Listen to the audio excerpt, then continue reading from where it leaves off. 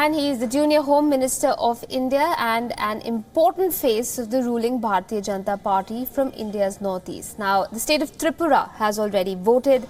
Nagaland and Meghalaya will vote on February 27th. WION's political editor Kartikeya Sharma spoke with Mr. Kiran Rijiju. I am joined by the principal campaigner of Bharatiya Janata Party in the elections for Northeast, Home Minister Kiran Rijiju, who is a face from Arunachal Pradesh and has been extensively campaigning in Meghalaya, Tripura and Nagaland. Kiran, thank you for making time for WION. And let me begin this session of interview with you by asking you as to how important Northeast is for Bharatiya Janata Party. See, any election is important. But Northeast becomes very important this time because Prime Minister has set an agenda of Act East policy. Now, this Act East policy must be implemented on the ground. For that, we need effective, very transparent and honest government in place. So far, we had been seeing all kind of governments who are indulging in corruptions, inefficiency and all other kind of scams and all. So, BJP for the first time is going full steam. It's not token presence or a customary election fight. It's a fight to wrest the power from the Congress. But in Nagaland, the situation is unique because the government here was our NDA partner. But we could not enter into electoral alliance. So in Nagaland, we have made an arrangement with the newly formed Nagaland Democratic Progressive Party. We are fighting election with full understanding that we will have a seat sharing and we are very sure to get very close to two-thirds majority. And I'm overseeing the entire electioneering here and the response has been tremendous so far. But you know, earlier there was an impression that there was some sort of an over-focus on Tripura. See, Tripura being over-focused in the national media is because it was ruled by the left party and BJP was unexpectedly taking on head-on with the CPM. So people thought that it's a losing battle. But when BJP picked up, so it became a big news. It's kind of a new change. That is why it became a story which everybody was talking about, that BJP has risen unexpectedly in Tripura. But in Nagaland, because this Naga talk is also going on, it's a question of the political solution. At the same time, this is 70 years old political problem. So for that, we really need to go and tell the people that here is a government for the first time who is committed to solve the Naga problem. So with that, we are going much deeper, and as a minister from Northeast and as a minister in Home Affairs who directly deals with all these issues, at the same time, as a minister in charge for the election, so I am right now concentrating in Nagaland. You know, you're saying that right now you're concentrating in Nagaland, but there was, in fact, in Nagaland election or the election in Meghalaya, the BJP did not show that leap of faith which it showed in Maharashtra, Haryana, where they said, well, we are going to contest the election on our own. Was there a tactical, strategic or any electoral reason behind it? See, in Nagaland context, we could have gone alone. We have the strength right now. But the thing is, since, as I said, it's a very sensitive and we are sitting in a very delicate moment of Naga political history, we want somebody from Nagaland as a indigenous regional party to be part of us in the formation of the next government as well as to implement the accord as and when it is signed. So as and when it is signed means we are expecting soon. Now for that, if we go alone, then people might take it otherwise that we are only interested in wresting the power. So it's much beyond power. We are for the solution. And in Meghalaya context, we are going alone there, and the Congress is long time ruling party in Meghalaya. So that's why there are some political parties who are having understanding with us, but we are not having electoral alliance with anybody in Meghalaya. You know, you use the word the Naga Accord. That's the first question you encounter when you enter Nagaland. When? You have used the word soon, but the tenure of your government, of the BJP government, will be over next year. No, it's not question of tenure. It's a question of commitment. And we are very committed because Prime Minister has from the day one said that we want to solve this issue. But as I said, before India got independence, this issue was alive. And it's not easy to just hammer out the entire problem in a couple of years' time. We wanted that, but the talk is going on and it's progressing very smoothly and it's nearing the kind of an agreement which we are looking forward to. So that is what I feel, that it should not take too much time from now, but there are some critical issues remaining to be settled. Once that is done, I think we can implement But it. there's a lot of anxiety here about what's the talk about, the details of the draft agreement. They are not in public. Earlier, the CMs of this area had an issue. So how are you politically resolving those issues? Because people have no idea as to what the Naga Accord will be or what was the agreement of the draft. No, that agreement, some people keep racking up the issue.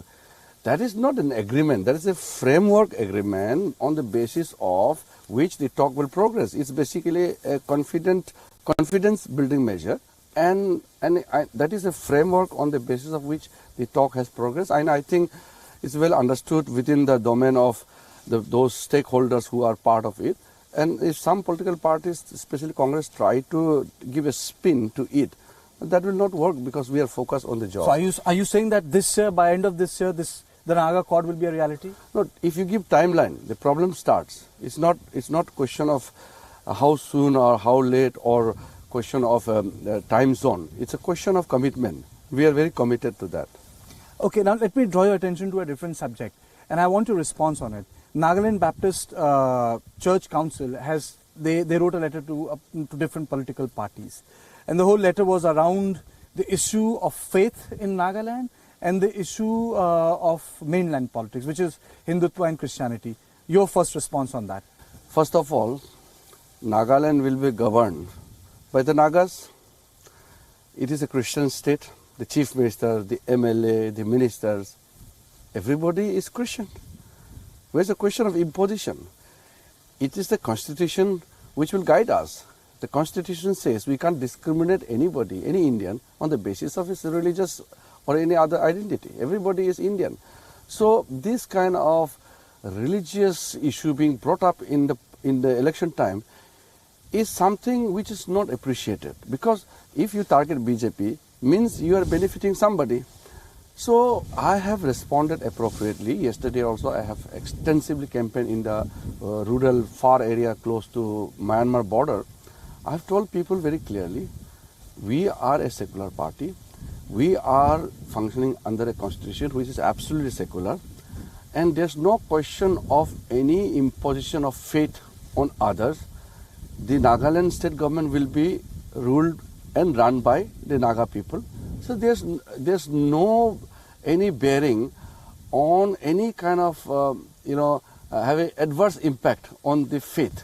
Are you saying, is it correct to say that the church is trying to be a political player at Nagaland? Somebody may be trying to misuse it, but we don't blame the churches, because it's not all the churches are doing it. Maybe one or two people are trying to rack up this issue to benefit some political parties or some candidates. I think some people trying to do that, but we have effectively countered that kind of campaign, and we assure every Naga and everybody that we are here to serve the people, and politics is all about governance, it's all about welfare, it's nothing to do with your faith.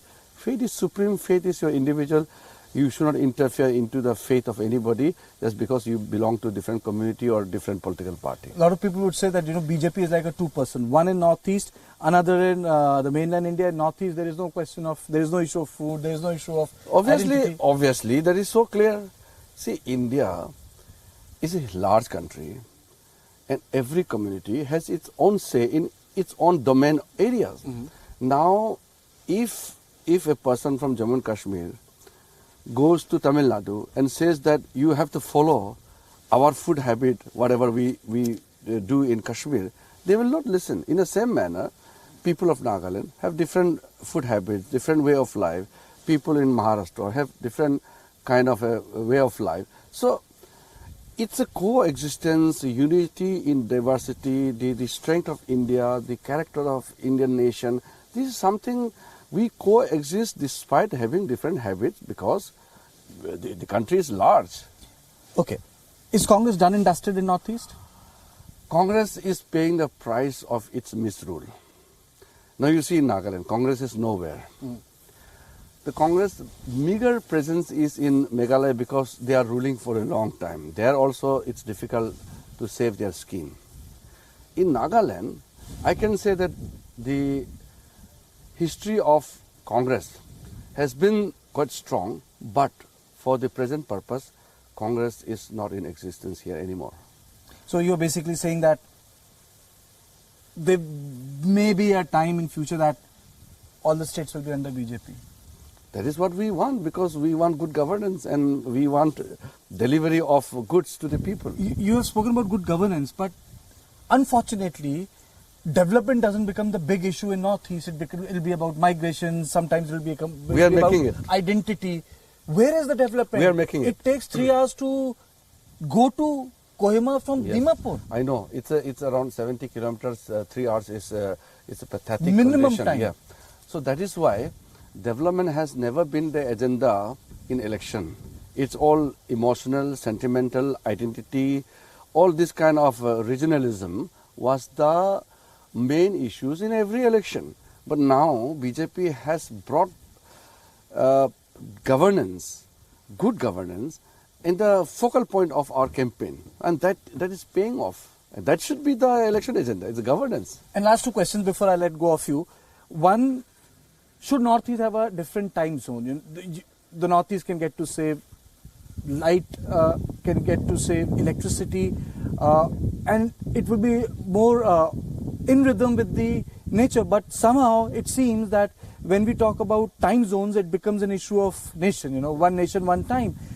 You, as a representative of Northeast, what have you done on this front? Because a lot of chief ministers, like Mr. Pema Khandu, I distinctly remember, categorically said that they would really appreciate if they can have a different time zone. Yeah, this is an issue which has been raised many a times.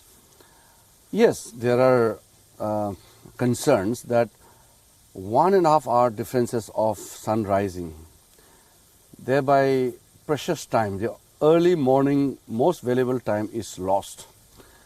But I am from the ministry who deals with the subject. So if I give some kind of a commitment or statement, it may not be appropriate.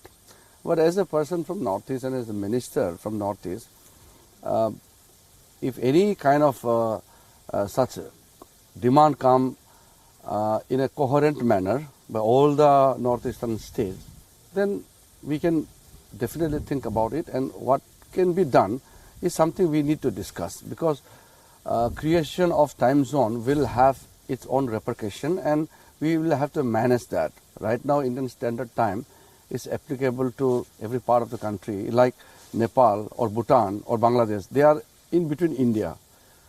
Their west also is India, the east also is India. So our time zone runs like Bhutan. Bhutan's time is 30 minutes advance of India. But since we go by Lucknow time, so Arunachal's practical time is actually ahead of Bhutan, but official timing is later than Bhutan. So this kind of peculiar situation is there because of our large size of Indian subcontinent. This is something we can think about in future. Last question. Has PNB scam affected the campaign of BJP in Northeast? These are the scams people know it's having its genesis in Congress misrule and Congress regime. So if we are the responsible party for the corruption, for this kind of scams which is stumbling out, then we will be responsible. But for now, there is no such thinking in the mind of people, and all the corruptions have its own roots in the Congress party. So it's having a positive impact on us, not negative. So thank you for making time for me. Thank you so much. You're welcome.